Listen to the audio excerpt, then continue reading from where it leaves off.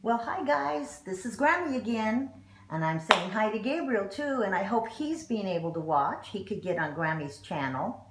And you can't all be together, but you could be together watching it on your devices. So get your jammies on, get your favorite pillow, get ready, because we're going to go back to the story. Now remember, they're all shipwrecked, they're on an island, and now they're trying to figure out how they're going to survive. Rory is the girl, and she's the second oldest, and Tyler's the leader, and he's the oldest. And then the three little kids is Willie and Tommy and Julie. So now we're going to start on chapter 3 and see what's going on next. Okay, Rory, if I had to be stuck on an island with any kid, this is Tyler talking, by the way, I would want it to be you. We should be able to put our heads together and come up with a plan. I say we keep working to get things set up. I hope you're right, Tyler, Rory says, sounding tired. Julie, you are 6, right? I ask, amazed at how much energy Julie still has. Yes, she sounds proud, and I remember how I used to get excited every time I became a year older. Why don't you help Rory draw out the letters SOS in the sand? I instruct, talking to her like I would any little kid.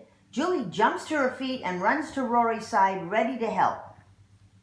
Everyone, no matter how young, has to help out because they're a team, remember guys. Willie and I will grab leaves and palm ferns to fill in the letters you draw in the sand so they stand out more. We need someone to watch for a rescue plane flying over. I try to sound really excited. Too afraid to venture into the jungle any further than I have already, I stay around the outside, where I can see everyone. We gather enough palms to fill where Julie and Rory made a large SOS sign. I have no clue if it's as big as it should be to get the attention of an airplane, but I'm too tired to tell them to make it any bigger. Tommy didn't know what it meant, so Rory explained it meant save our ship. That's what SOS stands for, the first letter of save our ship, which only led to a lot more questions about how we aren't even on a ship, and maybe it should be SOB. Save our butts, Rory finally gave up and admitted she didn't know why you were supposed to say SOS. She just knew you were supposed to. Once that is complete, I go back to the edge of the woods to gather sticks for a fire. Fire is an important part of survival. Twigs and small logs are stacked up in my arms.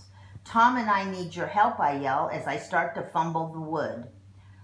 Okay, Tyler, Tom says, looking nervous. I'm going to try and get a fire going. We need it to stay warm and try and boil water if we find some. Help me bring these over. Tom moves too fast and tries to snatch up the whole pile with his arms, and a large splinter sticks him. Ouch, he exclaims, dropping the pile on both of our feet. Are you okay, I ask, and I see Tom's neck move as he swallows really hard. He was trying to be a big boy. My mommy always used a Band-Aid and a kiss to make my boo-boos better. The tears flow from Tom's eyes, and I'm not sure if it's because he misses his mom or the splinter really hurts. I have to take that splinter out of your palm, I tell him. Then we should rinse it in salt water. Will it hurt? Tom asks, closing his eyes tight and sticking his hand out for me to help. You know, guys, how sometimes it hurts, but you still got to let mommy or daddy pull that splinter out of your hand because it's not good to stay in there. It's not so bad, I tell him, and feel sick when I see the splinter and a little blood around it. I take hold of his thick splinter and yank it out all at once. After we rinse it in salt water, I rip some fabric off my shirt and tie it around his hand. I can't believe how brave he is. When I first saw these little kids on the lifeboat with me, I was sure they'd spend all their time crying, but Tom is acting pretty tough. I bet you would too, Wyatt. You're about Tom's age. You'd be tough. We should start the fire, right? Tom asks, leaning down to pick up the fallen wood. I could call Rory over to help. Rory hands me the waterproof matches. I'm so glad I packed them. I could probably rub 2 sticks together and make a spark after a while, but my arms are already so tired. I'll use the matches. The wood is placed just like the survival book describes. The flame starts slow but eventually takes hold, and I realize I've built a fire, a real fire, just like in the book. Thank goodness Tyler read the survival book, because now he knew how to build a good fire, and it's going to stay going for him. Now we need to keep this fire going. Got it, team, I ask? They all nod but look concerned. It's important we keep this going for a few reasons.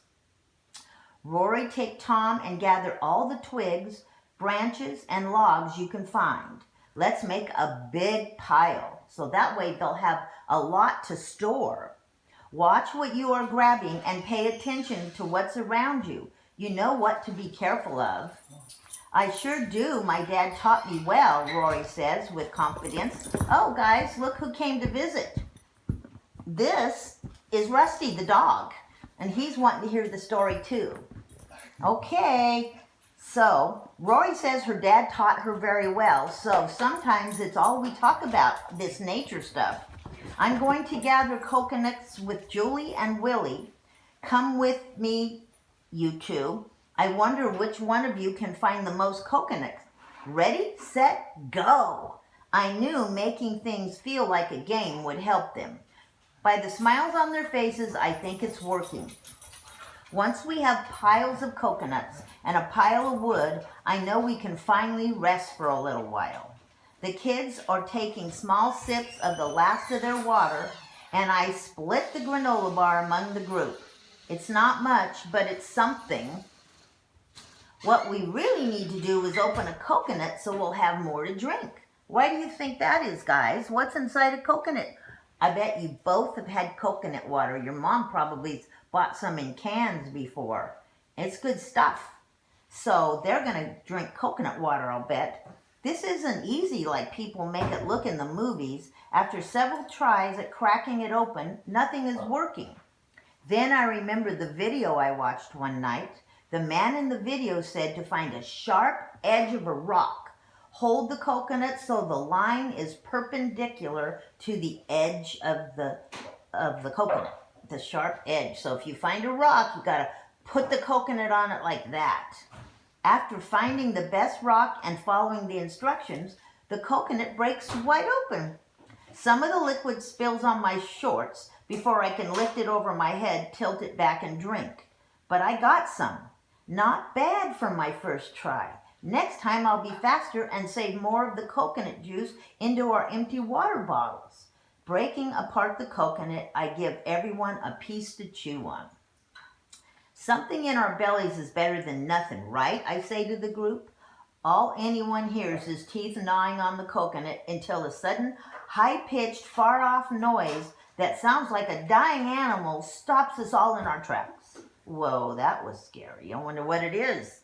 Suddenly, the faces of all the children show worry. Even I can't hide it as Rory speaks first. Shh, it's okay, everyone. Let's huddle closer to the fire, she suggests. We'll be better if we're around the fire. It'll make us feel warm and cozy. Just as we get closer together and calm starts to settle in, I notice the sky is growing dark. Are those clouds coming our way? Will our fire make it through the night? At first I didn't want the rain, but then I remember something more important than wanting to stay warm and dry. Water. We need water. Please let that storm come this way. We sit silently, nervously eating our coconut. We jump when we see lightning over the ocean, then hear a rumble in the distance. It's coming closer. Rory, you know what that storm means, I asked, trying to sound upbeat and show some excitement. Sure do, Tyler. Let's get our bottles ready. You guys stay here, Rory jumps to his feet. We collect every bottle and empty container we have and use large leaves as funnels so we'll catch as much rain as possible, even if the storm moves by quickly. Just as we have everything ready, the first drops hit my face. I look to the sky and feel another drop. It feels cool, and the